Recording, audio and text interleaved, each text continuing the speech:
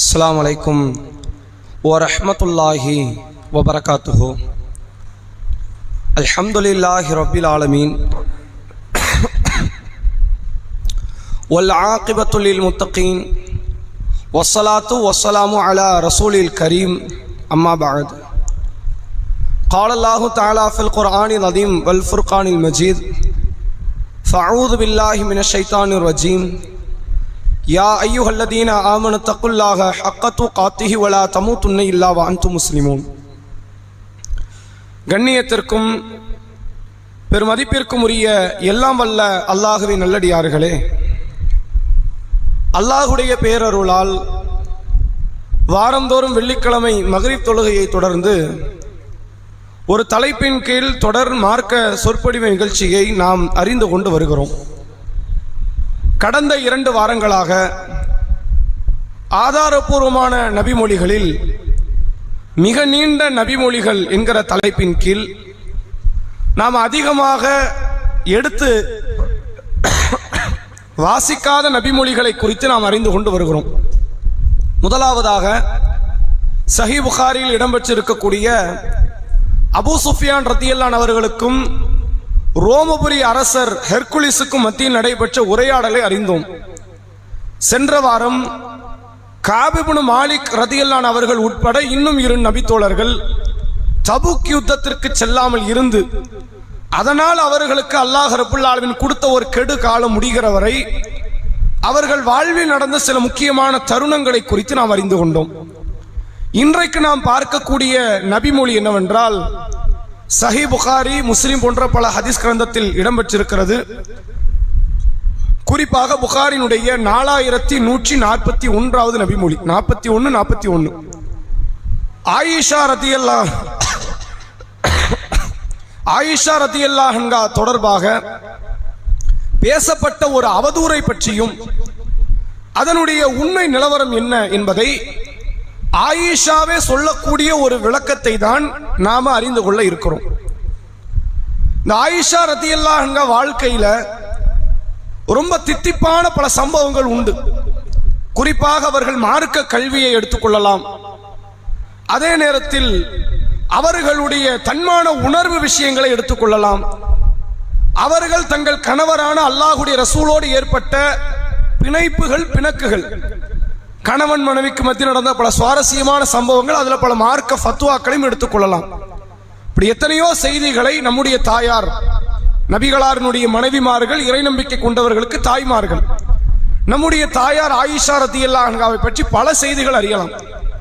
அதுல இந்த செய்தி எப்படிப்பட்டதென்றால், ஆயிஷாவை உட்பட ரசூலுல்லாஹ் உட்பட ஒட்டுமொத்த சஹாபாக்கள், சஹாபிய பெண்மணிகளை எல்லாம் நிலைகுலைய வைத்த ஒரு முக்கியமான ஒரு தருணம் ஆயிஷா நாயகி மீது பரப்பப்பட்ட ஒரு அவதூறு. பொதுவாக ஒரு பெண் மீது அவதூறு என்று பரப்பப்பட்டால் வேற அவதூறுகளும் பெருசா நிக்காது. இந்த பொம்பளை திருடிட்டா, இந்த பொம்பளை வட்டி வாங்கிட்டா, இந்த பொம்பளை வேற ஒரு தப்பு பண்ணிட்டா அப்படின்னா அது பெருசா நிக்காது. இந்த பெண் கற்பொழுக்கத்துக்கு விரோதம் செய்து விட்டால், கணவனுக்கு துரோகம் பண்ணிட்டா அப்படின்னா பொய்யாவே இருந்தாலும் அதுக்கு உருவத்தை கற்பித்து சடப்பின்னி பூ வச்சு அதை இன்னும் கொஞ்சம் விகாரமாக அதை மாற்றி விடுவார்கள். ரசூலுல்லாஹ்வுடைய மனைவியை பற்றி அவதூறு அப்படின்னா அது யாரை தாக்கும்? நபியையும் சேர்த்து தாக்கும். நபியை தாக்கும்னா இஸ்லாமிய கருத்துக்களையும் சேர்த்து தாக்கக்கூடிய நிலைக்கு அது தள்ளப்படும். எனவே இந்த ஆயிஷா நாயகி மீது பரப்பப்பட்ட அவதூறினுடைய நிலை என்ன, இது ஏன் பரப்பப்பட்டது, அங்கு நடந்த முக்கியமான நிகழ்வுகள் என்னன்னு அறியணும். அதற்கு முன்னால் இன்னைக்கு வரைக்கும், கரண்ட்ல 2025 வரைக்கும் ஆயிஷா ரதியல்லாஹு அன்ஹா மீது பரப்பப்பட்டது அவதூறு இல்லை, அது உண்மைதான், ஆயிஷா தப்பு தான் பண்ணாங்க அப்படின்னு பேசுகிற ஒரு கூட்டம் இருக்கிறார்கள். யாரும் தெரியுமா? யாரு? ஷியாக்கள், யூதர்கள் பேசிக்கிட்டு இருக்கிறான். யூதர் எல்லாத்தையும் தான் பத்தி பேசிக்கிட்டு இருக்கிறான். அவன் நம்ம நபி மட்டும் இல்ல, அவன் எல்லா நபியும் பத்தி பேசிக்கிட்டு இருக்கிறான். ஷியாக்கள் முக்கியமான பங்கு வகிக்கக்கூடியவர்கள். இவங்க தங்களை முஸ்லிம்னு பேசிக்குவாங்க. நாங்களாம் யாரு? முஸ்லிம்கள், போரா முஸ்லிம்கள், ஷியா முஸ்லிம்கள் என்று தங்களுக்கு பெயர் சூட்டி கொள்வார்கள். ஏதோ நம்மளை விட அவங்க தான் அக்மார்க் முஸ்லிம், பிராமண முஸ்லிம்கள் மாதிரி செயல்படுவார்கள். ஆனா அவங்க மனநிலை எப்படி இருக்குன்னு கேட்டா, அபூபக்கர் ரதியல்லாஹு அவர்கள், உமர் ரதியல்லாஹு அவர்கள், உஸ்மான் ரதியல்லாஹு அவர்கள், ஆயிஷா நாயகி எல்லாரும் காஃபிர். எல்லாரும் யாரு? காஃபிர், நிரந்தர நரகவாசி. இவனா உட்கார்ந்து தீர்ப்பு எழுதிடுவோம். ஆயிஷா நாயகி மீது பரப்பப்பட்டது அது உண்மைதான், அது அவதூறுலாம் கிடையாது, அந்த அம்மா தப்பு தான் பண்ணிட்டாங்க இப்படி இப்ப வரைக்கும் அவனுடைய ஜும்மா மேடைகளில் பேசக்கூடிய நிகழ்வை பார்க்க முடியுது. எனவே உண்மையில் அங்க நடந்த நிகழ்வுகளினுடைய சுவாரஸ்யம் என்ன அப்படிங்கறத இந்த செய்தி நீங்க பார்க்கும்போது ஆயிஷா ரலியல்லாஹு அன்ஹா சொல்றாங்க, ஆரம்பத்திலிருந்து ஒவ்வொரு சம்பவமா சொல்றாங்க. இது நடக்கிற காலம் ஹந்தக் யுத்தம் நடைபெற்றதுக்கு பிறகு நடக்குது. ஹந்தக் அகல் யுத்தம் நடக்கும்ல, அந்த யுத்தம் ஹிஜ்ரி 5 நடக்கிறது. ரசூலுல்லாஹ் ஹிஜ்ரி 10 மௌத்தாறாங்க. 10 முடிஞ்சு 11 3 மாசம் ரசூலுல்லாஹ் மௌத்தாயிடுறாங்க. நபிகளார் மரணிப்பதற்கு 5 ஆண்டுகளுக்கு முன்பு நடைபெறக்கூடிய ஒரு சம்பவம். இந்த அகல் யுத்தம் முடிந்த பிறகு ரசூலுல்லாஹ் அடுத்து யூதர்களுக்கு எதிராக நடைபெற்ற முக்கியமான யுத்தத்துல ஒன்று பனு முஸ்தலிக், பனு குரைலா, 2 வகையான யுத்தம் இருக்கு. ரசூலுல்லாஹ் அந்த பனு முஸ்தலிக்கு போகும்போது கொஞ்சம் தொலைதூர பயணம். ரசூலுல்லாஹ் பக்கத்துல போகிற யுத்தங்களாக இருந்தால் மனைவிமார்களை அழைச்சிட்டு போக மாட்டாங்க. அகல் யுத்தம் பக்கத்துல நடந்துச்சு, மனைவிமார்களை கூட்டு போல. உஹது போர் கொஞ்சம் தூரமா நடந்துச்சு, மனைவிமார்களை கூட்டு போனாங்க. இப்ப இந்த மாதிரி பனு முஸ்தலிக் என்ற இந்த யுத்த களத்திற்கு ரசூலுல்லாஹ் செல்லும் பொழுது மனைவிமார்களை கூட்டு போக வேண்டிய ஒரு நிலைக்கு தள்ளப்படுறாங்க, கூட்டு போறாங்க. இப்ப ரசூலுல்லாஹ்க்கு அப்ப கரண்ட்ல 10 மனைவிமார் இருக்கிறாங்க. நீ முதல்ல வா, நீங்க 2வது வாங்க, நீங்க 3வது வாங்கன்னு ஒரு நபருக்கு ஒரு போர்னு முடிவெடுத்தா ரசூலுல்லாஹ் எத்தனை போர்க்களம் சந்திப்பாங்கன்னு தெரியாது, எவ்வளவு நாள் உயிரோடு இருப்பாங்கன்னு தெரியாது. ஒரு 4 பேர் போயிட்டு ரசூலுல்லாஹ் மௌத்தாயிட்டாலும் அடுத்து யுத்த களம் நின்று விட்டாலும் அடுத்த பெண்கள் சங்கடப்படுவாங்க. ரசூலுல்லாஹ் யாருமே சங்கடப்படக்கூடாதுங்கிறதுக்கு என்ன செய்யறாங்கன்னு கேட்டா சீட்டு குலுக்கி போடுறாங்க. யாருடைய பேர் வருதோ அவங்க வரணும். அடுத்தடுத்த போர்க்களத்துக்கு இதான் நியதி. அல்லாஹ்வுடைய உதவி, ஆயிஷா நாய்க்கு 2 யுத்த களத்துக்கு வாய்ப்பு கிடைக்குது. ஒரு யுத்த களத்துக்கு ஆயிஷா ரலியல்லாஹு அன்ஹா செல்லும் பொழுது பகல் நேரத்துல ஆயிஷா ரலியல்லாஹு அன்ஹா என்ன செய்யறாங்க, எல்லாரும் ஒரு இடத்துல தங்குறாங்க. ஆயிஷா நாயகி மலஜலம் கழிப்பதற்காக வேண்டி ஒதுங்குகிறார்கள். போயிட்டு வந்து பார்க்கறாங்க, முத்து மாலை காணும். போட்டிருந்த முத்து மாலை பறி கொடுத்து விட்டார்கள், தொலைஞ்சிருச்சு. ரசூலுல்லாஹ்ட்ட சொல்றாங்க, அல்லாஹ்வுடைய தூதரே முத்து மாலை தொலைஞ்சிருச்சு, இது வந்து இரவல் பெற்றது, நான் திருப்பி கொடுக்கணும், அதனால நீங்க எனக்காண்டி இருங்கிறாங்க.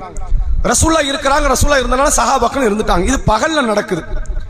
அப்ப அந்த நேரத்துல தொழுகைக்கான லுகருடைய பாங்கு சொல்லப்படுது. அங்க ஒளிச்சிய தண்ணி இல்லை. சஹாபாக்கள் எல்லாரும் யார்கிட்ட போய் முறையிடுறாங்க, அபூபக்கர்ட்ட போறாங்க. உங்க பொண்ணு பண்ண கதையை பாத்தீங்களா, முத்துமாலையை தொலைக்கலன்னு நேரத்துக்கு நம்ம கிளம்பி இருப்போம், புறப்பட்டு இருக்கலாம். லோகருக்கு வேற ஏதாவது சமுதாய மக்களை போய் சந்திச்சிருக்கலாம், நமக்கு ஒளி செய்ய தண்ணி கிடைக்கும், ஒளி செய்ய முடியல, நகர முடியல, என்ன செய்யறது அப்படின்னு. அப்ப அபூபக்கர் ரலியல்லாஹு அவர்கள் ஆயிஷா நாயகி வந்து கண்டித்தார்கள், அடித்தார்கள் என்றெல்லாம் ஹதீஸ் இருக்கு. அதே மாதிரி முத்துமாலை இன்னொரு இடத்துல தொலையுது. அதுதான் இந்த அவதூறு சம்பவம். ஆயிஷா நாயகி சீட்டில் அவர்கள் பேர் இடம்பெறுது. ஆயிஷா நாயகி அழைச்சிட்டு போறாங்க. இது ஹிஜாபுடைய சட்டம் அருளப்பட்டதற்கு பிறகு நபியினுடைய மனைவிமார்கள் மட்டும் திரைக்கு அப்பால் இருந்த மக்கள்கிட்ட பேசணும். தன் கணவர், தன்னுடைய உடன்பிறப்பு, தாம் பெத்த பிள்ளைங்க, இவங்கள்ட்ட நேரடியாக பேசிக்கலாம். இவங்க அல்லாத மற்ற மகரம் அல்லாத உறவுகள் இருக்குது, அந்த உறவுகள்ட்ட எப்படி பேசணும்னா மகரம் அல்லாதவர்கள் திரையை போட்டு தான் பேசணும். உள்ள அவங்க இருக்கிறாங்க, அவ்வளவுதான். அவங்க முகத்தையோ எந்த உடல் உறுப்பு எதுவுமே பார்க்கவே முடியாது. இது நபியின் மனைவிமார்களுக்கு மட்டும் உரித்தான ஒரு சட்டம். அப்ப இந்த சட்டம் அருளப்பட்டதுக்கு பிறகு இந்த காரியம் நடக்குது. ஆயிஷா நாயகி என்ன செய்வாங்க, ஒட்டகத்துல பல்லாக்கு என்ற ஒரு பொருளை, ஒரு அமைப்பை ஏற்படுத்தி அதுல ஆயிஷா நாயகி உட்காருவாங்க. அதை தூக்கி கொண்டு போய் ஒட்டகத்து மேல வைப்பாங்க.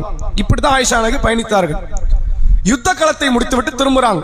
பனு முஸ்தலிக் யுத்த களம் முடித்து ஒரு இடத்துல இரவில் நபி அவர்கள் இயற்கை தேவைக்காக வேண்டி எல்லாரையும் இருக்க சொல்றாங்க. ஆயிஷா நாயகி இயற்கை தேவைக்காண்டி போறாங்க. போயிட்டு வரும்போது வந்து கழுத்தை தடவி பார்க்கறாங்க, நகையை காணும், முத்து மாலை. மறுபடியும் 2வது முறையா தொலையுது. இது யாருக்கிட்ட இருந்து ஆயிஷா நாயகி, அவங்க சொந்த நகை இல்ல, சொந்த நகனை போட்டும் அது அல்லாஹ்வுடைய நாட்டுன்னு வந்துடலாம். தன் கூட பிறந்த லாத்தா அஸ்மா பின்த் அபூபக்கர் ரலியல்லாஹு அன்ஹு அவர்கள்ட்ட இருந்து இரவல் பெற்று வந்தது திருப்பி கொடுக்கணும். இரவல் பெற்றதை கொடுக்கணுமேங்கிறதுக்காண்டி மறுபடியும் தேடுவதற்கு செல்கிறார்கள். போன ஆயிஷா ரலியல்லாஹு அன்ஹா அவர்கள் திரும்பி வரதுக்குள்ள கூட்டங்கள் அனைத்தும் எல்லாரும் கிளம்பி போயிட்டாங்க, புறப்பட்டு சென்று விட்டார்கள்.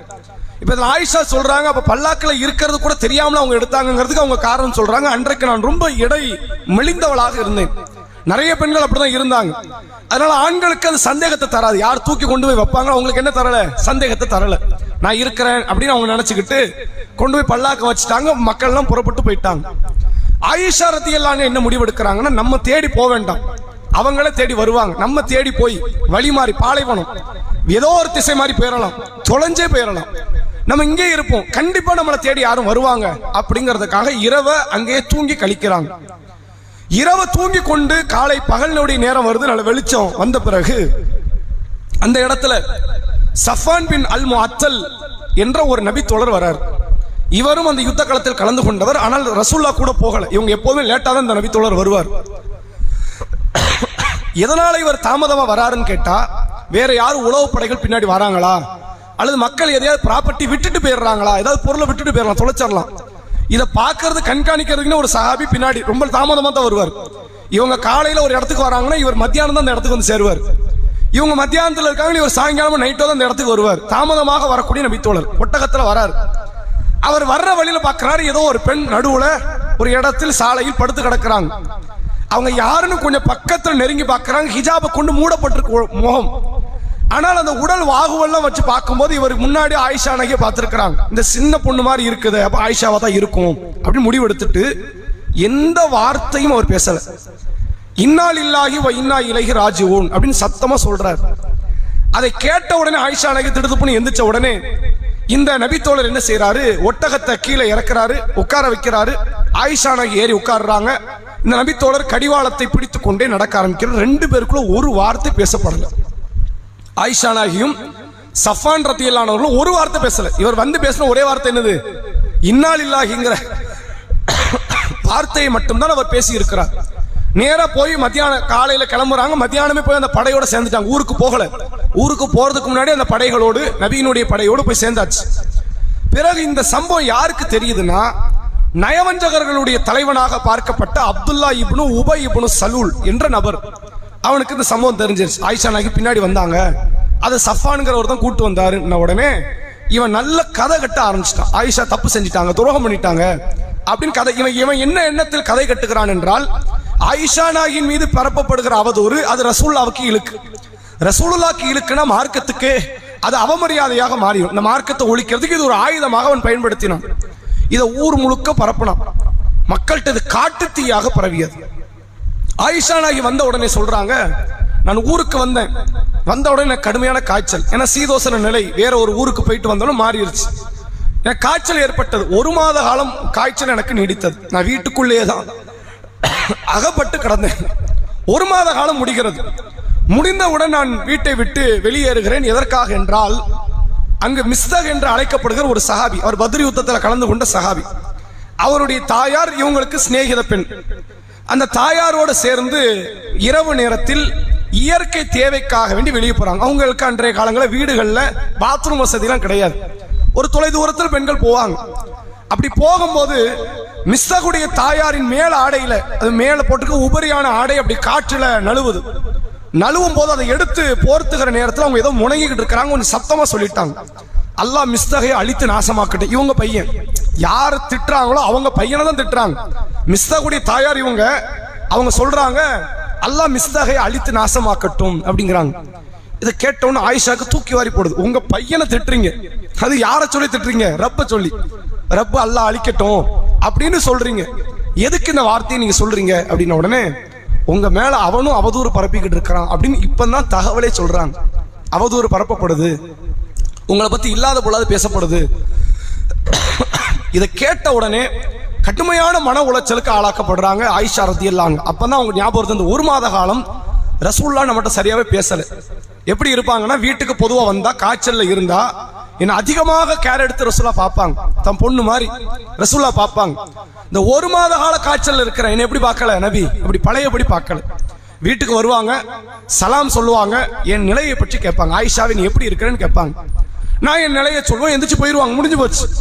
இப்படிதான் 1 மாசம் நீடித்து இருக்கிறது. எனக்கு அப்ப சந்தேகம் வரல, இப்ப இதனால தான் ரசூலுல்லாஹ் இப்படி செய்யறாங்களோ என்று நான் புரிந்து கொள்கிறேன். நேர வீட்டுக்கு போறாங்க, கடுமையான மனவேதனை, அழுகை. அந்த அழுகையோடு ரசூலுல்லாஹ் பார்த்து சொல்றாங்க, அல்லாஹ்வுடைய தூதரே, நான் எங்க வீட்டுக்கு போகணும், எனக்கு கொஞ்சம் அனுமதி தாங்கங்கிறாங்க. நீங்க தாராளமா போகலாம். ரசூலுல்லாஹ் யார் வீட்டுல, ஆயிஷா யார் வீட்டுல இருந்திருக்கிறாங்க? மாப்பிள்ளை வீட்டுல இருந்திருக்கிறாங்க. அவங்க என்ன கேட்கறாங்க, எங்க வீட்டுக்கு போகணும், எனக்கு அனுமதி தாங்க, போயிட்டு வாமா அப்படின்ட்டாங்க. நேர வீட்டுக்கு வந்து தன் தாய் கிட்ட எல்லா விவரத்தையும் கேட்கறாங்க. என்ன நடந்துச்சு, ஊர்ல இப்ப என்ன பேச்சு நடக்குது அப்படின்னு. தாயார் உம்மு ரூமான் ரதியல்லாஹு அன்ஹா சொல்றாங்க, உன்னை பற்றி என்னலாமோ பேச்சு நடக்குது. ஆயிஷாவின் அதுக்கு கவலைப்படாத. ஒருவேளை ஒரு மாப்பிள்ளைக்கு பல மனைவிமார்கள் இருக்கும்போது ஒரு மனைவியை பத்தி பல மனைவிமார்கள் இப்படி கூட பேசலாம், இப்படிலாம் நிறைய நடக்கும். அப்படி யாரும் கதை கட்டி விட்டதா கூட இருக்கும். நீ ஆயிஷா கவலைப்படாத, அல்லாஹ் உன்னை பரிசுத்தப்படுத்துவான் அப்படின்னு சொல்லி ஆறுதல் படுத்துறாங்க. மனவேதனை இது மாதிரியான ஒரு சங்கடம் கிடையாது. ரசூல்லா மேல அவ்வளோ பெரிய பாசம் நேசம் இவங்களுக்கு இருக்குது. ஆனா நபியே நம்மளை கேரா பார்க்கல. இது எல்லாத்தையும் நினைத்து அழ ஆரம்பிக்கிறாங்க. கடுமையான அழுகை. சில நாட்கள் தூங்காமல் இந்த அழுகை நீடிக்கிறது. எப்படி போன முறை காப் இப்னு மாலிக்கோடு சம்பந்தப்பட்ட முராரா என்ற நபித்தோழர், ஹிலால் என்ற நபித்தோழர் எப்படி அழுகையில் ஈடுபட்டார்களோ அப்படி ஆயிஷா ரலியல்லாஹு அன்ஹா கடுமையான முறையில் அழுதார்கள் என்பதை ஹதீஸில் பார்க்க முடியுது. இந்த நேரத்தில் அல்லாஹ்வுடைய ரசூல் அவர்கள் சஹாபாக்கள் சிலரை ஒன்று திரட்டுறாங்க. சில நபித்தோழர்கிட்ட விளக்கம் கேட்கிறாங்க. ஆயிஷாவை பற்றி இப்படி ஒரு குற்றச்சாட்டு வந்திருக்கு, நான் என்ன முடிவு எடுக்கலாம் நீங்க சொல்லுங்க. ஏன்னா அல்லாஹ் வஹி இறக்கல. வஹி இறக்குனா ரசூலை மஷூரா பண்ண மாட்டாங்க, வஹியை தான் கட்டுப்படுவாங்க. சரி, ஒரு மாத காலம் வஹி வரல. என்றைக்கு ஆயிஷா நாயின் மீது அவதூறு பரப்பப்பட்டது அன்றைய நாள்ல இருந்து ஒரு மாத காலம் அல்லாஹ்வுடைய ரசூலுக்கு வஹியே வரல. வஹி வரலன்னு ரசூலா சஹாபாக்களை கூப்பிட்டு கேட்கிறாங்க. அதுல ரெண்டு முக்கியமான நபித்தோழர்கள். ஒன்று ரசூலுல்லாஹ்வுடைய வளர்ப்பு மகனுடைய மகன் உசாமத் இப்னு ஸைத், இன்னொன்று நபிகளாருடைய மருமகன் அலி இப்னு அபி தாலிப் ரலியல்லாஹு அன்ஹு. ரெண்டு பேர் என்ன கருத்து சொல்றாங்க? முதல்ல உசாமா ரலியல்லாஹு அன்ஹு அவர்கள் சொல்கிறார்கள், அல்லாஹ்வுடைய தூதரே, உங்கள் மனைவிமார்கள் ஒருபோதும் அந்த தப்பு பண்ணிருக்க மாட்டாங்க, நீங்க பயப்படாதீங்க, கவலைப்படாதீங்க, அப்படி ஒரு பாவத்தில் ஈடுபட்டிருக்க மாட்டாங்க, நீங்க தைரியமா இருக்கலாம், ஆயிஷா நபி அப்படிப்பட்டவங்க இல்லைங்கிறாங்க உசாமா. அலி ரலியல்லாஹு அன்ஹு என்ன சொல்றாங்க அப்படின்னா, அல்லாஹ்வுடைய தூதரை பண்ணாங்களா நமக்கு தெரியாது, நீங்க ஏன் கவலைப்படுறீங்க? ஆயிஷா இல்லைன்னா அல்லாஹ் உங்களுக்கு வேற பெண்ணை தருவோம், நீங்கள் விரும்பினால் விவாகரத்து செய்யுங்க, யாரும் உங்களை கேட்க போறா? உங்களுக்கு யாராவது தடை விதிப்பாங்களா அப்படின்னு அலி ரலியல்லாஹு அன்ஹு சொல்றாங்க. அல்லாஹ்வுடைய ரசூல் அவர்கள் வீட்டுக்கு வராங்க. யார் வீட்டுக்கு வராங்கன்னா, அபூபக்கர் ரலியல்லாஹு அன்ஹு அவர்கள் வீட்டுக்கு வந்து பேச வராங்க. ஆயிஷா நாயகி ஒரு கழித்து படுத்து கிடக்கிறாங்க. வீட்டுல யாரெல்லாம் இருக்கிறாங்கன்னா, ஆயிஷா நாயகினுடைய தாயார் உம்மு ரூமான், ஆயிஷாவுடைய தந்தை அபூபக்கர், ஆயிஷாவினுடைய ஒரு தோழி வந்து இருக்கிறாங்க. இவங்க எல்லாரும் இருக்கும் போது ரசூலா வந்து உட்கார்ந்து பேச ஆரம்பிக்கிறாங்க. பேச ஆரம்பிக்கும் போது ஆயிஷாட்ட அல்லாஹ்வுடைய ரசூல் சொன்ன ஒரு வார்த்தை, இந்த வார்த்தை வெளியிருந்து பார்க்கிற நம்ம எல்லாருக்கும் சாதாரண வார்த்தை, ஒரு கணவனாக இருந்து இந்த வார்த்தையை பயன்படுத்துறது எந்த மனைவி விரும்ப மாட்டாங்க. அப்படி ஒரு வார்த்தையை ரசூலா பயன்படுத்துறாங்க. என்ன சொன்னாங்க அப்படின்னா, ஆயிஷாவே, நீ ஒருவேளை தவறு செய்யாமல் இருந்தால் அல்லாஹ் உன்னை பரிசுத்தப்படுத்துவான், நீ கவலைப்படாத, இது வரைக்கும் பிரச்சனை இல்லை. ஒருவேளை நீ தப்பு பண்ணி இருந்தால் அல்லாஹ் உன்னை மன்னிப்பான், நீ அல்லாஹ்ட்ட பாவ மன்னிப்பு தேடு, நிறைய மன்னிப்பு கேளு, அல்லாஹ் பெரிய கருணையாளன் அப்படிங்கிறாங்க. அதை பேசும்போது ஆயிஷா நாயகி சொல்றாங்க, இந்த வார்த்தை கேட்டேன், இத்தனை நாட்கள் அழுதுகிட்டு இருந்தேன், இப்பதான் அழுக கூடணும், என் கண்ணில் கண்ணீரே இல்லைங்கிறாங்க. அவ்வளவு வேதனைப்பட்டுட்டேன். உலகத்துல அதிகமாக நம்ம மீது நம்பிக்கை வைக்க வேண்டிய ஒரு உறவே கணவருங்கிற உறவு. எங்க உம்மா நம்புறாங்க, வாப்பா நம்புறாங்க, யார் நம்பல? இப்போ ரசூலை நம்பலங்கிறது இல்லை, ரசூலுடைய சிச்சுவேஷன் அப்படி. அங்க இருக்கிற நபி அப்படிதான் பேசணும். ஒரு நீதிபதியாக ஒருத்தர் இருக்கிறார், குற்றம் சாட்டப்பட்டு பையன் வராருன்னு நீங்களேன், என் பையன் தங்கமானோன்னு பேசக்கூடாது. நீதிபதி அப்படியே பேசணும், என் பையன் தங்கங்க, அவன்லாம் கொலையை பண்ணியிருக்க மாட்டான், அப்படி பேசக்கூடாது. நீ கொலை பண்ணியான்னு அவன்கிட்ட கேட்கணும். பையனுடைய நற்குணத்தை எல்லாம் நீங்க வெளியே இருக்கும்போது பேசலாம், நீதிபதியா இருந்து பேசக்கூடாது. பேசின என்ன ஆகும்? வெளியே இருக்கிற மக்கள் எப்படி பார்ப்பாங்க? இவர் பாத்தீங்களா தீர்ப்பு வளைக்கிறாருன்னு வந்துடும். நீதிபதியாக இருக்கிறவங்க பேச வேண்டிய கருத்து வித்தியாசமாக இருக்கும். அதனால தான் ரசூல் அப்படி சொல்றாங்க, நீ தப்பு செய்யலன்னு ஆயிஷா நீ பயப்படாத, ஒருவேளை நீ தவறு செய்திருந்தால் நீ மன்னிப்பு தேடு, அல்லாஹ் உன்னை மன்னிப்பான் அப்படின்னு ரசூல் ஆர்வம் ஊட்டுறாங்க. இந்த இடத்துல கடுமையான மன உளைச்சல் உச்சத்துக்கு போயிட்டாங்க. இந்த நேரத்தில் ரசூல் ஸல்லல்லாஹு அலைஹி வஸல்லம் அவர்கள் சில பேர்கிட்ட ஆயிஷாவை பத்தி விளக்கமும் கேட்டிருக்கிறாங்க, தீர்வு கேட்டிருக்கிறாங்க. யாருக்கிட்டலாம் கேட்டிருக்கிறாங்க? ரெண்டு பேர்கிட்ட கேட்டிருக்கிறாங்க. ஒன்று ஆயிஷாவினுடைய அடிமை பெண்ணாக ஆயிஷாவோடு சுற்றி திரியக்கூடிய பரீரா கிட்டையும், இன்னொன்று நபியினுடைய மற்றொரு மனைவி ஸைனப் பின்த் ஜஹ்ஷ் ரலியல்லாஹு அன்ஹா அவர்கள், ரெண்டு பேர்கிட்ட கேட்டிருக்கிறாங்க. பரீராவை அழைத்து அல்லாஹ்வுடைய ரசூல் கேட்கிறாங்க, ஆயிஷாவை பற்றி பரீராவை உனக்கு என்ன தெரியும், நீ தெரிஞ்சது சொல்லு அப்படிங்கிறாங்க. இந்த இப்படி பேச்செல்லாம் நடக்கும், உனக்கு தெரியும், அதுக்கு சம்பந்தப்படுற மாதிரி நடவடிக்கை தான் ஆயிஷாட்ட இருந்துச்சா, நீ சொல்லுமா அப்படிங்கிறாங்க.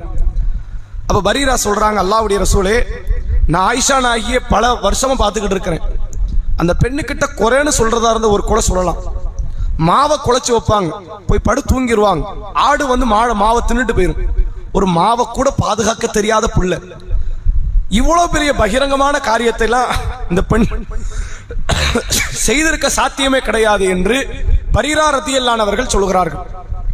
ஸைனப் பின்த் ஜஹ்ஷ் ரலியல்லாஹு அன்ஹா அவர்கள் தம் மனைவி கிட்ட போய் கேட்கிறாங்க.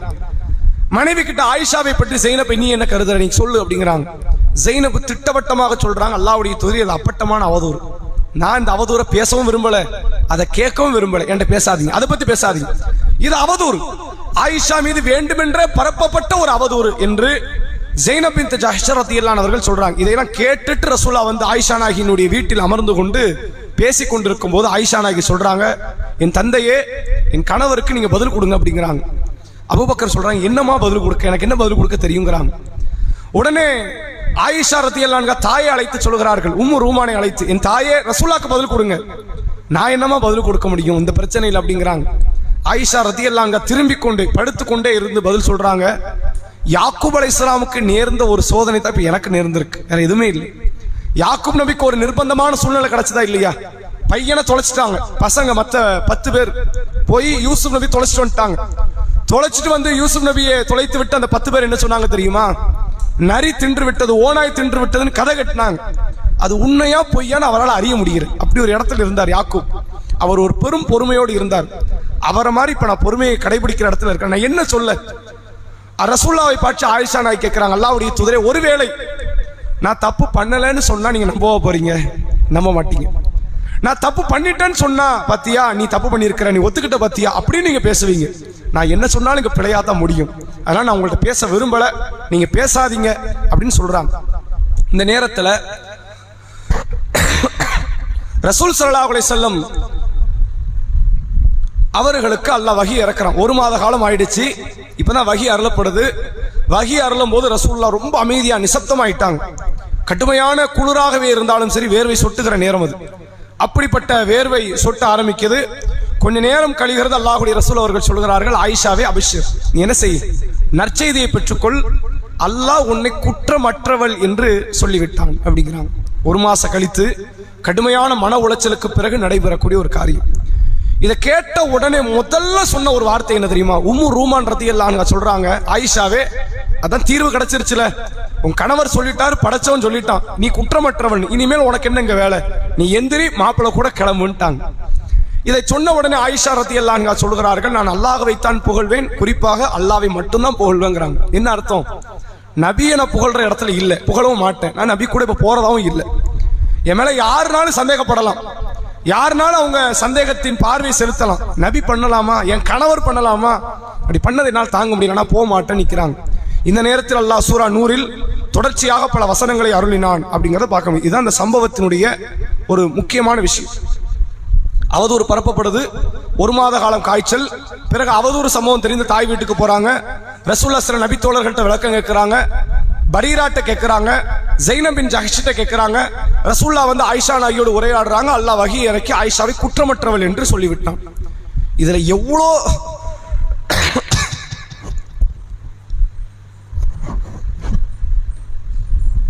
எவ்வளவு பெரிய பாடத்தை எல்லாம் அமைத்திருக்கிறான் என்று பாருங்கள். ஒவ்வொரு சம்பவமா பாருங்க. முதல்ல இந்த அவதூறு எந்த நபித்தோழரோடு சேர்த்து சம்பந்தப்படுத்தி பரப்பப்பட்டது என்றால் சஃபான் பின் அல் முஅத்தல் என்ற நபித்தோழர். இவர் ஒரு சஹாபி. இந்த சஹாபி கூட தானே வந்தாங்க. சஹாபியோடு ஒரு அவதூறை பரப்பி விட்டாங்க. கொஞ்சம் கவனிச்சு பாருங்க. இந்த தனிமையில இருக்கிற பெண்ணு கிட்ட தான் பேச்சு கொடுக்க ஒரு ஆணுக்கு சிந்தனையே வரும். எப்போ வரும்? தனிமையில இருக்கிறாங்க, நம்ம பேச துணை இல்லை, இப்படிதான் பேச்சே வளரும். ரசூல் ஸல்லல்லாஹு அலைஹி வஸல்லம் அவர்கள் சொன்னார்கள், ஒரு அந்நிய ஆண் ஒரு அந்நிய பெண் தனித்திருந்தால் மூன்றாவதாக யார் இருக்கிறான்? ஷைத்தான் இருக்கிறான். உங்களை நல்ல பேச்சு பேச விடவே மாட்டான், தீமையை நோக்கி தான் அழைத்து செல்வான் அப்படிங்கறத நபி சொல்லி இருக்கிறான். சஃபான் ரலியல்லாஹு அவர்களுடைய கண்ணியத்தை நீங்க பாருங்க. அந்த இடத்துல இன்னா லில்லாஹி வ இன்னா இலைஹி ராஜிஊன தவிர வேற விளக்கத்தை கூட கேட்கல. ஆயிஷாவை ஏன் நீங்க பின்னாடி வந்துட்டீங்க, என்ன காரணம், என்ன நடந்துச்சு, சம்பவத்தையே கேட்கலாம்ல, கேட்க கூட ஒரு வார்த்தை கூட பேசுவதை அவர் விரும்பல, அமைதியாயிட்டாங்க. ஒரு ஆணுடைய கண்ணியங்கிறது இங்கதான் இருக்கு. நிறைய நபர்களை நீங்க பார்க்கலாம், தீமைகள் ஈடுபடுறதுக்கான முதன்மை காரணமே தேவையற்ற பேச்சாதான் இருக்கும். தேவையே இருக்காது அந்த பெண்ணுகிட்ட, அவசியம் இல்லாத பேச்சுக்கள். அந்த பெண் தனிமையில இருக்கிறாங்க, நம்மளால பேச்சு துணைக்கு இருப்போம், அவசியமே கிடையாது. தனிமையில இருந்தா அல்லாஹ் கூட இருக்கிறாங்கன்னு அர்த்தம். அல்லாஹ் கிட்ட பேசிக்கிட்டு போட்டுமே, ஒரு ஆண் வந்து தான் பேசணும் அவசியம் இருக்குதா? தேவையற்ற பேச்சுக்கள் தான் பல நேரத்தில் வெக்கங்கெட்ட காரியங்களை கொண்டு வந்து சேர்க்கும். சஃபான் ரலியல்லாஹு அவர்கள் எந்த விதமான பேச்சையும் ஆயிஷா நாயகி கிட்ட சொல்லல, இன்னா லில்லாஹிங்கிற வார்த்தை தவிர.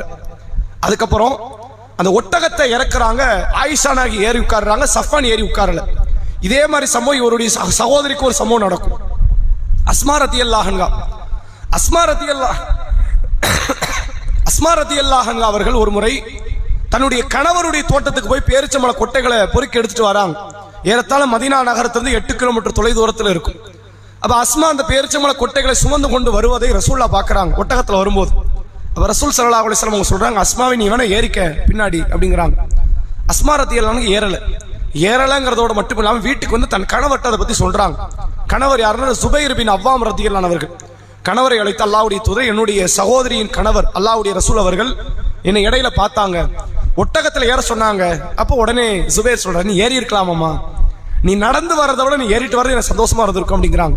அஸ்மா அவர்கள் சொல்கிறார்கள், இல்ல என் கணவரே, உங்கள் ரோஷ உணர்வு எனக்கு ஞாபகம் வந்து, நீங்க ரோஷக்காரர் எனக்கு தெரியும், அல்லாஹ்வுடைய ரசூல் தப்பு செய்ய மாட்டாங்க, நான் தப்பு செய்ய மாட்டேன், நான் ஏறிட்டு வரனால இங்க பிரச்சனை இல்லை, ஆனா நீங்க ரோஷப்படுவீங்கன்னு நான் நினைச்சேன், நான் நடந்தே வந்துட்டேன். கணவர் சொல்றாரு, நீ நடந்து வந்ததோட ஏறிட்டு வந்திருந்தா கூட எனக்கு பிரச்சனை இல்லை, நீ கஷ்டப்பட்டு நடந்து வந்தியே அப்படிங்கிறாங்க. அங்க நீங்க கவனிங்க, ரசூலுல்லாஹ் ஒட்டகத்துல இருந்தாங்க, அஸ்மா நாயகி நடந்தே வந்தாங்க மதீனா வரைக்கும். இங்க ஆயிஷா நாயகி ஒட்டகத்துல இருக்கிறாங்க, சஃபான் ரத்தியல்லாஹு நடந்தே வந்தாங்க. கண்ணியத்திற்கான ஒரு இலக்கணம் இது. ஒரு பெண் தனித்து இருந்தால் அதை ஒரு ஆண் வாய்ப்பாக பார்க்க கூடாது, பொறுப்பா பார்க்கணும். அந்த பெண் நமக்கான பொறுப்பு. அது அந்த பெண்ணை கண்ணியமாக வாழ வைக்கணுங்கிறது இடத்துலதான் ஒரு ஆண் இருக்கணுமே ஒழிய, தனக்கான வாய்ப்பாக ஒருவன் பார்க்கிறான் வைங்க, அவன் அன்றைய இடத்திலேயே கண்ணியத்தை இழக்கிறான். அஸ்மா ரத்தியல்லாஹு கண்ணியத்தின் உச்சத்தை அங்க காட்டுறாங்க, சஃபான் ரத்தியல்லாஹு அவர்கள் கண்ணியத்தின் உச்சத்தை அங்கு காட்டுகிறார்கள் என்பதை இந்த சம்பவத்தில் பார்க்க முடியுது. இன்னொரு முக்கியமான ஒரு நிகழ்வு என்னவென்றால், அஸ்மா ரத்தியல்லாஹு அவர்களை உடைய முத்து மாலையை வந்து தொலைத்து விடுகிறார்கள். அமானிதத்தின் மீது உள்ள பேணுதலை தான் ஆயிஷா நாயகி கிட்ட அங்க பார்க்க முடியுது. அங்க வேற எதுவுமே இல்லை. ஒரு பொருள் கொடுக்கப்படுது, கொடுக்கப்பட்ட பொருள் தொலைஞ்சிருச்சு, நாளைக்கு போய் கையை விரிச்சிடும், நம்ம அக்கா தானே, இல்லம்மா தொலைஞ்சிருச்சுன்னு சொல்லிட்டு போயிருவோம் அப்படின்னு அவங்க கவனிக்கல. இது எவ்வளவு பெரிய பிரச்சனை ஆனாலும் சரி முத்து மாலை எடுத்துட்டு தான் போகணும். ஏன்? நம்மளை நம்பி கொடுக்கப்பட்ட ஒரு பொருள், அதை திருப்பி பத்திரமா கொடுத்தாகணுங்கிற அந்த அமானித உணர்வு ஆயிஷா ரத்தியல்லாஹு அன்ஹா அவர்களுக்கு இருந்தது என்பதை பார்க்க முடியுது. அதே போன்று இன்னொரு முக்கியமான ஒரு பாடம் என்று எடுத்துக்கொண்டால், ரசூலுல்லாவுக்கும் ஆயிஷா நாய்க்கும் மத்தியில் இருந்த ஒரு கம்யூனிகேஷன். மிகப்பெரிய நேசம் ரசூலுல்லாஹ்க்கு யார் மேல இருந்துச்சுன்னா ஆயிஷா நாய்க்கு. ஒரு முறை ரசூலுல்லாவை சந்தித்து சில நபி தோழர்கள் கேட்கிறாங்க, அல்லாஹ்வுடைய தூதரே, உலகத்திலேயே உங்களுக்கு பிடித்தவர் யார் அப்படின்னு கேட்கிறாங்க. ஆயிஷா அப்படிங்கிறாங்க. அல்லாஹ்வுடைய தூதரே, ஆண்கள்ல சொல்லுங்க உங்களுக்கு பிடித்தது யார்? அபூபக்கர், இந்த ஆயிஷாவினுடைய தந்தை. நான் ரசூலுல்லாவுக்கு கொள்ள பிரியம் என்றால் அது ஆயிஷா. மரண நெருக்கத்தை உணர்ந்த பிறகு ரசூலுல்லாஹ் அடுத்து கேட்டது என்ன? நான் அடுத்து யார் வீட்டில் இருப்பேன்? ஆயிஷாவினுடைய நாள் எப்போ வரும்னு கேட்டாங்க. மரணிக்கும் போது ரசூலுல்லாஹ் ஆயிஷா நாயகியினுடைய நெஞ்சின் மீது தலை வைத்த நிலையில் தான் அவருடைய ரூஹ் பறிக்கப்பட்டது. அவங்களுக்கு மத்தியில இருந்த இணக்கம் இருக்கிறத உண்மையிலே வேற எந்த தம்பதிக்குமே அப்படி ஒரு இணக்கம் இருக்காது. அப்படி ஒரு இணக்கம் இருந்தா அது பாக்கியம் தான், அது ஒரு அருள் தான். அந்த அருள் இந்த தம்பதியர்களுக்கு அல்லாஹ் கொடுத்திருந்தான். ஆனா கவனிக்க வேண்டிய விஷயம் என்ன தெரியுமா?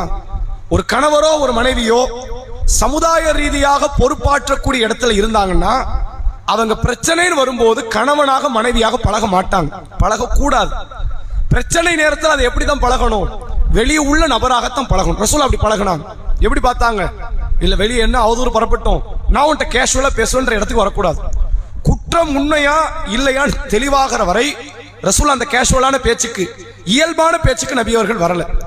அது ஆயிஷா ரத்தியல்லாஹு அன்ஹா மிகப்பெரிய குற்றமாக உணர்றாங்க. எந்த அளவுக்கு? தான் குற்றமற்றவள் என்று தெரிய வந்த பிறகும் கூட ஆயிஷானை கணவர்கிட்ட போக மாட்டேங்கிறாங்க. இது ஆயிஷானுடைய ரோஷ உணர்வு. இது பெண்களுக்கே உண்டான பண்பு, இது மாறாது.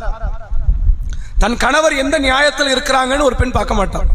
அந்த என் கணவருடைய பொசிஷன் இது, அவருடைய சமுதாய பொறுப்பு இது, அவங்க இப்படித்தான் நடப்பாங்க, சொன்ன நேரத்துக்கு வரமாட்டாங்க, என்ன சமுதாய பொறுப்பு அல்லது அவங்க தொழில், அவங்க வேலை, இப்படின்னு ஒரு பெண் புரிந்து கொள்வார்களா? புரியவே மாட்டாங்க. நான் சொன்ன நேரத்துக்கு வரல, எனக்கான நேரத்தை நீங்க கொடுக்கல அப்படின்னு அதை சண்டையாக மாற்றுகிற பண்பு தான் யாருக்கு உண்டு? இது பெண்ணுக்கே உண்டு. ஆயிஷானே விதிவிலக்கு இல்லைங்கிறத அல்லாஹ் காட்டுறான். ஆயிஷா ரத்தியல்லாஹு அன்ஹாவே அவர்கள் விதிவிலக்கு இல்லை என்பதை அல்லாஹ் ரப்புல் ஆலமீன் காட்டுகிறான். என் கணவர் ஏன் இப்படி சந்தேகப்பட்டு பேசலாமா, கேட்கலாமா என்பதை அவர்கள் முறையிடக்கூடிய ஒரு நிகழ்வை இந்த சம்பவத்தின் வாயிலாக நம்மால் பார்க்க முடிகிறது. அதே போன்று இன்னொரு முக்கியமான ஒரு சம்பவத்தை நீங்க பார்க்கலாம்.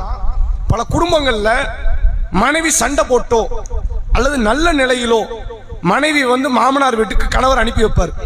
இந்த ஊர்ல இல்லைன்னாலும் பொதுவா தாய் வீட்டுல வச்சுட்டு போறாங்களா, நல்ல நிலையிலும் மனைவி இருப்பாங்க.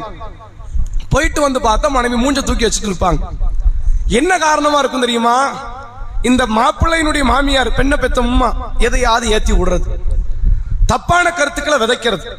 உண்மையிலே அதிகமான விவாகரத்தை நீங்க எடுத்து பார்த்தா அதுக்கு வேற யாருமே காரணமா இருக்க மாட்டாங்க, பெண்ணை பெத்த அம்மாவா தான் இருக்கும்.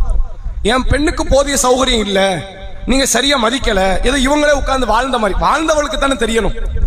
இதே காரியத்தை நீங்க உங்க மாப்பிள்ளைகிட்ட செய்வீங்களா? எனக்கு சௌகரியம்லாம் இல்ல, அதனால நான் வெளியே போறேன், நீங்க வெளியே போங்கன்னு சொல்லுவீங்களா? அவங்க கணவரை தக்க வைத்துக் கொள்வார்கள்.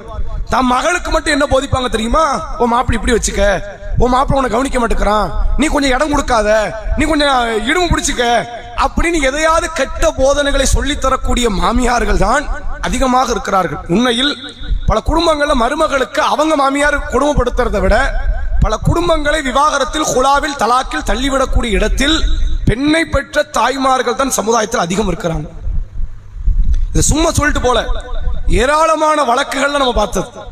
பல மாமியார்மார்கள் தான் பிரச்சனை காரணமாக இருப்பாங்க. இவங்க எதையாவது ஏற்றி விட்டுருப்பாங்க. ஆனால் அதுக்கு ஒரு அற்புதமான சான்று பாருங்க. நம்முடைய மகள் மீது நம்முடைய மருமகன் அல்லாஹ்வுடைய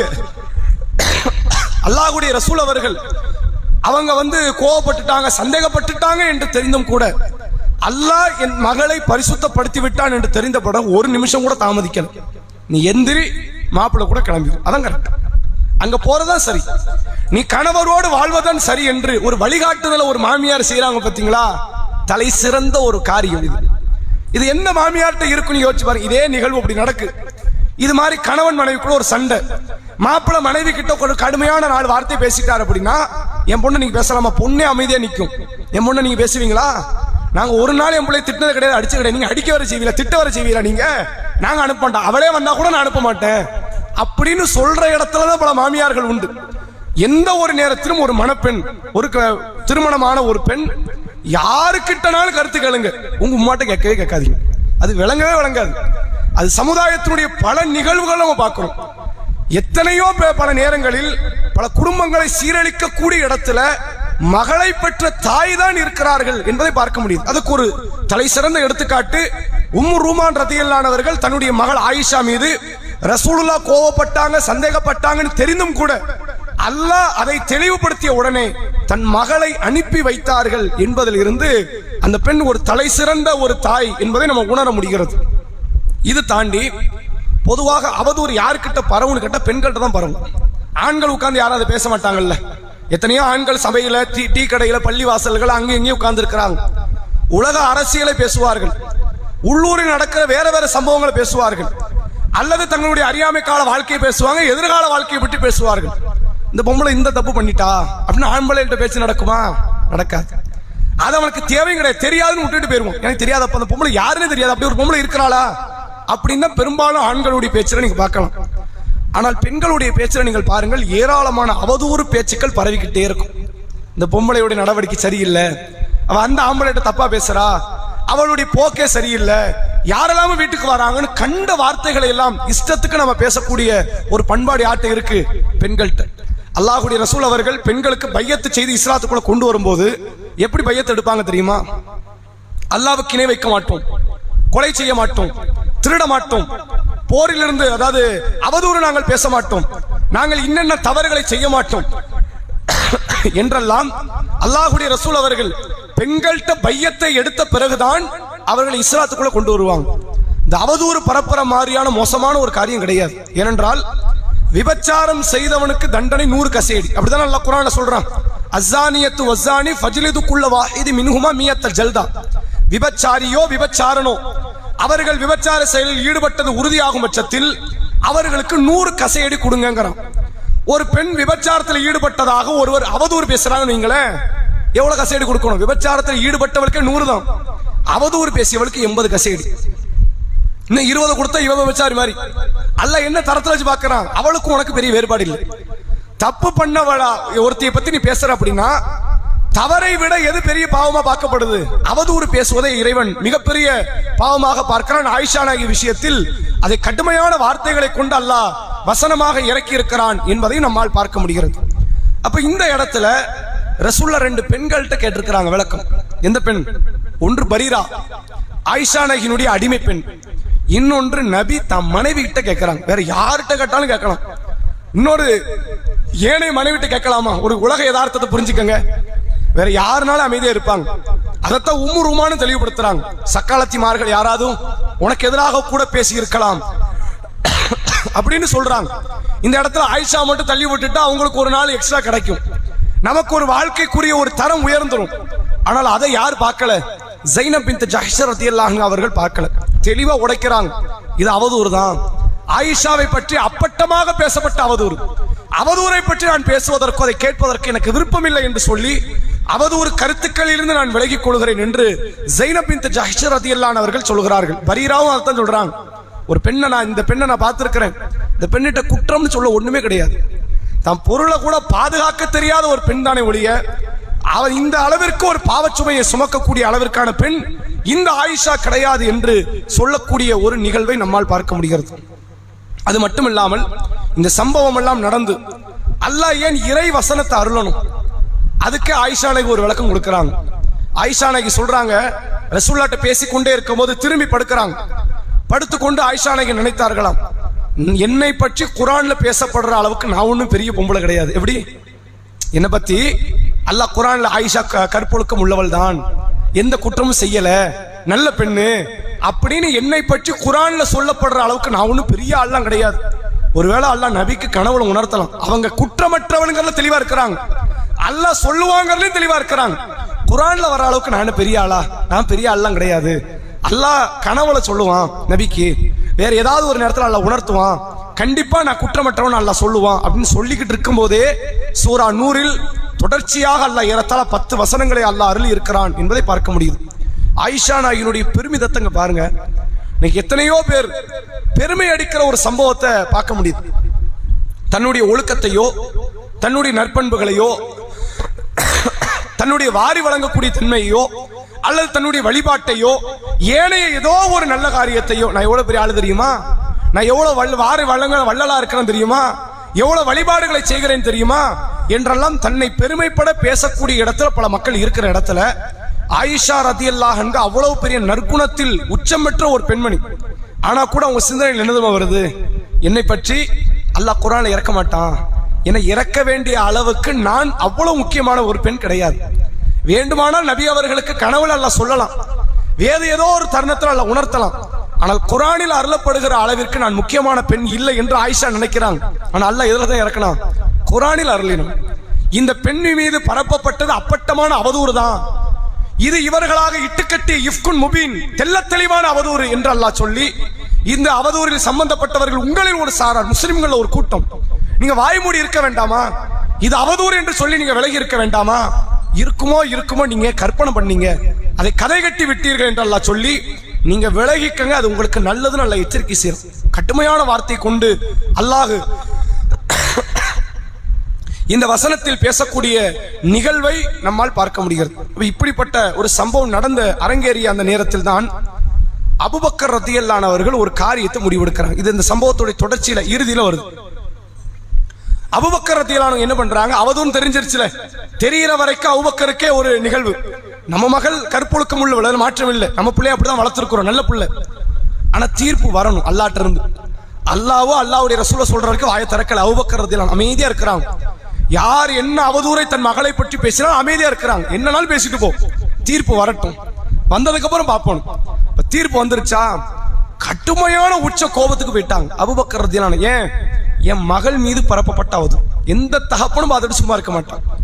தன் மகள் மீது கற்பொழுக்கம் விஷயத்தில் அவதூறு பரப்பியவர்கள் விஷயத்துல எந்த தந்தை பார்த்துட்டு சும்மா இருக்க மாட்டார். அபூபக்கர் ரலியல்லாஹு அன்ஹு கடுமையா கோபப்பட்டாங்க. ஆனா கோபத்தை எப்படி வெளிப்படுத்தினாங்க தெரியுமா? அவதூறுல நிறைய பேர் சம்பந்தப்பட்டாங்க. தெளிவா சம்பந்தப்பட்ட ஒரு ஆள் யாருன்னு தெரிஞ்சதுன்னா ஐடென்டிஃபை பண்ணா மிஸ்தாக் ஒருத்தர். இந்த மிஸ்தாக் எனக்கு தூரத்து சொந்தக்காரர், இவருக்கு நான் ஏராளமான தர்மத்தை இது நாள் வரை செய்து கொண்டே இருந்தேன், இனிமே செய்ய மாட்டேன். என் பொண்ணை பத்தி இவர் அவதூறு பேசுவாரு, நாளைக்கு என்கிட்ட வந்து உதவின்னு கேட்பாரு, நான் கொடுக்கணுமா? நான் எந்த விதமான உதவியும் இந்த மிஸ்தாக்கு நான் செய்ய போவதாக இல்லை என்று அல்லாஹ் மீது சத்தியமிட்டு செய்கிறார். அப்ப அந்த நேரத்துல தான் அல்லாஹ் ரப்புல் ஆலமீன் திருமறை குர்ஆனில் சூரா நூரில் இடம்பெறக்கூடிய ஒரு வசனத்தை அல்லாஹ் சொல்கிறான். அந்த அத்தியாயத்தை நீங்கள் எடுத்து பார்க்கலாம். ஆயிஷா ரலியல்லாஹு அன்ஹா அவர்கள் தொடர்பாக வந்த வசனத்தினுடைய இறுதி வசனமாகத்தான் அல்லாஹ் அதை அருளுகிறான். அதுல அல்லாஹ் சொல்றான் பாருங்க, வலா யத்தலி உலில் ஃபதுல் மின்கும் வஸஅத் அன் அய்யூது உலில் குர்பா வல் மசாகின் வல் முஹாஜிரின் ஃபீ சபீலில்லாஹ் வல் யாஃபு வல் யஸ்ஃபஹு, அல்லாஹ்வுடைய பாதையில் ஹிஜ்ரத் செய்தவர்கள், ஏழை எளியவர்கள், இது மாதிரியான நபர்களுக்கு நாங்கள் உதவி செய்ய மாட்டோம் என்று அல்லாஹ்வின் மீது யாரும் சத்தியம் செய்து சொல்ல வேண்டாம். நீங்கள் அவர்களை மன்னித்து விடுங்கள், அவர்களை பிழை பொறுத்து விடுங்கள். சொல்லிட்டு அல்லாஹ் சொல்றான், அலா துஹிப்பு ஐ யக்ஃபிரல்லாஹு லக்கும், அல்லாஹ் உங்களை மன்னிக்க வேண்டும் என்று நீங்கள் பிரியப்பட மாட்டீர்களா? வல்லாஹு கஃபூர் ரஹீம், அல்லாஹ் மன்னிக்க கூடியவனாக நிகரில்லா பேரன்பு உடையவனாக அல்லாஹ் இருக்கிறான் என்று திருமறை குர்ஆன்ல இந்த வசனத்தை அல்லாஹ் அருளுகிறான். இதை சொன்ன உடனே அபூபக்கர் ரலியல்லாஹு தன்னுடைய வாதத்தை மாத்திக்கிட்டாங்க. அப்படியா, அல்லாஹ் ஏன் பாவத்தை மன்னிக்கணும்? நான் எவ்வளவு பாவம் பண்ணியிருப்பேன், எத்தனையோ பல தவறுகளை செய்திருப்பேன், தெரிந்தும் செய்திருக்கலாம், தெரியாமல் செய்திருக்கலாம். நான் இந்த மிஸ்டேக்கை மன்னித்தால் அல்லாஹ் என்ன மன்னிப்பான் அப்படின்னா எனக்கு அது போதுமே, என் மன்னிப்பு தான் எனக்கு முக்கியம், நான் அல்லாஹ்வால் மன்னிக்கப்பட வேண்டும் என்று சொல்லி ஆயிஷா நாயகி மீது பரப்பப்பட்ட அவதூறை கூட கண்டுகொள்ளாமல் தொடர்ச்சியாக இது நாள் வரை மிஸ்டேக்கு நான் என்ன உதவியை செய்து கொண்டு இருந்தேனோ அதை கண்டிப்பாக மீண்டும் நான் செய்கிற இடத்திற்கு வருவேன் என்று அபூபக்கர் ரலியல்லாஹு அவர்கள் பேசிய சம்பவத்தையும் இந்த இடத்தில் பார்க்க முடிகிறது. மிகப்பெரிய பாடம் இந்த சம்பவம். ஏனென்றால் ஒரு நபர் தர்மம் செய்வது பெரிய காரியம் கிடையாது. தனக்கு இவன் விரோதியாகத்தான் இருக்கிறான், பாவத்தை தான் செய்கிறான், அநியாயத்தை தான் விதைக்கிறான் என்று தெரிந்தும் அவனுக்கு தர்மம் பண்றது இருக்குது, அது மிகப்பெரிய பண்பு. எல்லாருக்கும் அந்த பண்பு கிடைச்சிடாது. ரசூலுல்லாஹ்வுடைய கழுத்துல துண்டை போட்டு இறுக்கிய நபர்களுக்கும் நபி அவர்கள் தர்மம் கொடுத்தாங்க. ரசூலுல்லாஹ்வை சில யாசகம் கேட்கிற நபர்கள் அவர்களை தள்ளி கொண்டு போய் முள் செடிகளை தள்ளி விட்ட பிறகும் ரசூலுல்லாஹ் தர்மம் செய்தார்கள். யாரெல்லாம் நபியை உதைத்தார்களோ, அடித்தார்களோ, துன்புறுத்தினார்களோ, அவதூறு பேசினார்களோ அவர்களுக்கும் நபி அவர்கள் தர்மம் செய்தார்கள். காரணம் என்ன தெரியுமா? அல்லாஹ் குர்ஆனிலே சொல்கிறான், நபியினுடைய நற்குணத்தை குறித்து அல்லாஹ் பேசும்போது, நபியே, இறைவனுடைய அருளால் தான் நீங்கள் அவர்களிடத்தில் நளினமாக நடக்கிறீர்கள். ஒலவ் குன்த ஃபல்லன் கலீலல் கல்ப் லன்ஃபத்து மின் ஹவுலிக, ஒருவேளை நீங்கள் அவர்களிடத்தில் கடின உள்ளம் கொண்டவராக, முரட்டு சுபாவம் உடையவராக இருந்திருந்தால் இந்த மக்கள் என்றைக்கோ உங்களை விட்டு ஓடி இருப்பார்கள் என்று அல்லாஹ் பேசுகிறான்.